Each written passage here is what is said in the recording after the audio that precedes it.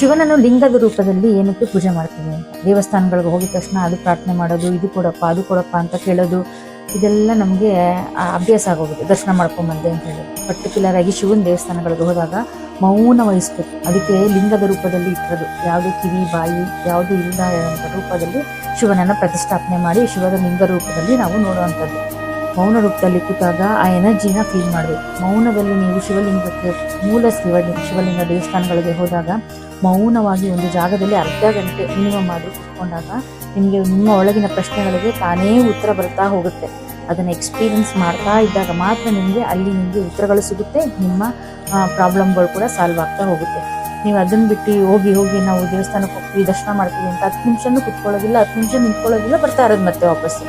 ಏನು ಸಿಗ್ತಾ ಇದೆ ಅದರಿಂದ? ಏನೂ ಸಿಗೋದಿಲ್ಲ. ಅಲ್ಲಿ ಕೂತಾಗ ನಿಮ್ಮ ಎನರ್ಜಿ ಅವರನ್ನು ಕನೆಕ್ಟ್ ಮಾಡಿಕೊಂಡಾಗ ಭಗವಂತನ ರೂಪದಲ್ಲಿ ನಮಗೆ ಆ ಗೋಚರಗಳು ನಮ್ಮ ಪ್ರಶ್ನೆಗಳಿಗೆ ಸಿಗ್ತಾ ಹೋಗುತ್ತೆ. ನಮಸ್ಕಾರ.